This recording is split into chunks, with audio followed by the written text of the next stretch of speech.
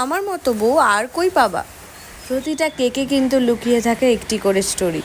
আজ তোমাদের প্রথমেই স্টোরি লাইন বলে দিয়েছি। নমস্কার, আমি গায়ত্রী ঘোষ চলে এসেছি আরও একটি কেকের ভিডিও নিয়ে। আজ তোমাদের কিন্তু কেকের ভিডিওর ডিটেলস দেবো না, আজ তোমাদের জানাবো এই কেকটা তৈরির সময় আমাকে কি ফেস করতে হয়েছে। এটা আমার না, প্রতিটা মেয়ের চ্যালেঞ্জ, যারা কিনা আর্মি বলো, টিচিং বলো, যাদের কিনা স্ট্রাগল করতে হচ্ছে এবং ফাইট করতে হচ্ছে, প্রতিটা মেয়ের গল্প আজকে আমি বলবো তোমাদের, ইভেন আমাদের মায়েদেরও গল্প। এতদিনে আমি যেই শিক্ষাটা পাইনি, এই কেকটা তৈরি করতে গিয়ে আমি সেই শিক্ষাটা পেয়েছি।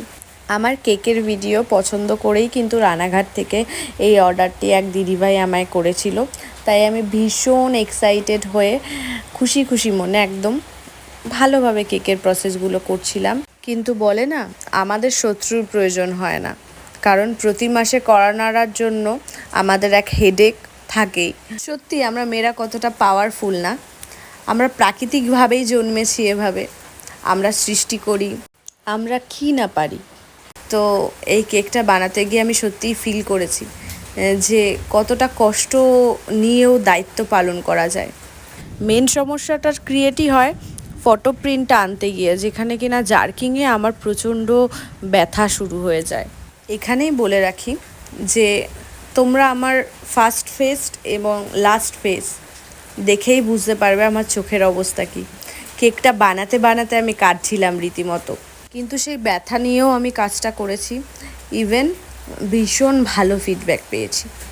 শুধু ফিডব্যাকে একটাই কমপ্লেন ছিল, সেটা হলো এই যে কিছুক্ষণ আগে তোমাদের কাজ দেখালাম র কালার যেটা আমরা ইউজ করি। দেখো, প্রথমত এটা আমি বলে না, আমি আমার কাস্টমারকেও বলেছি যে দিদিভাই এটা আমি বলে না, তুমি যে কোনো কারোর সাথে কথা বলে দেখো। যেহেতু উনি আমার দিয়ে ফার্স্ট টাইম নিয়েছে, তাই স্বাভাবিকভাবে ওনার মনে খুঁত থাকতেই পারে। উনি আমাকে বলছিলেন যে হাতে কালারটা লেগে আসছে। তো সকলেরকে বলবো, আমরা বেস্ট থেকে বেস্ট কালার ইউজ করলেও কিন্তু এরকমভাবে র কালার, যেটা সরাসরি কেকের উপরে ইউজ করা হয়, কিংবা ডার্ক কালার, এগুলো কিন্তু একটু হাতে লাগে। এটা আমি বলে না, প্রতিটা বেকারসই বলবে। তো যাই হোক, সেটা দিদি বুঝেছে এবং কেকটার খুবই ভালো ফিডব্যাক আমরা পেয়েছি। আর দেখো কেকটা কতটা কিউট হচ্ছে।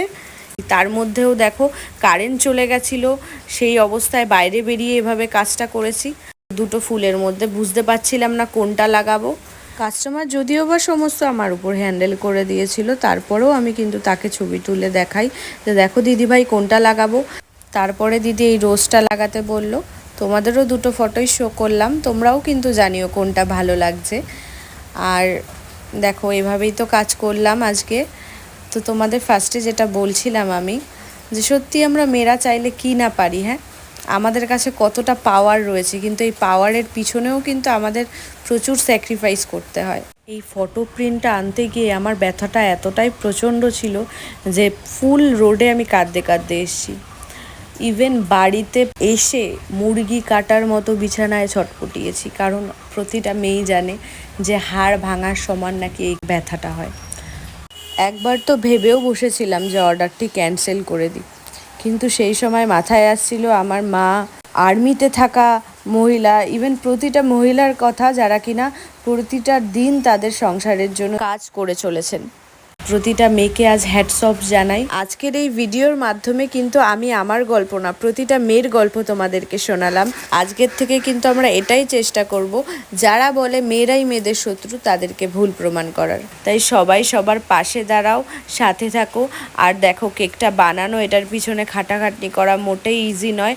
তোমাদের একটু সাপোর্ট আমার কাছে অনেক কিছু, তাই কমেন্টে অবশ্যই জানিও। ইভেন তোমরা আমার চোখ দেখে আশা করি বুঝতেই পারছো যে একটা কথাও কিন্তু আমার গল্প ছিল না। আজকের মতো তবে এইটুকুই, আবার কোনো একদিন দেখা হচ্ছে। টাটা।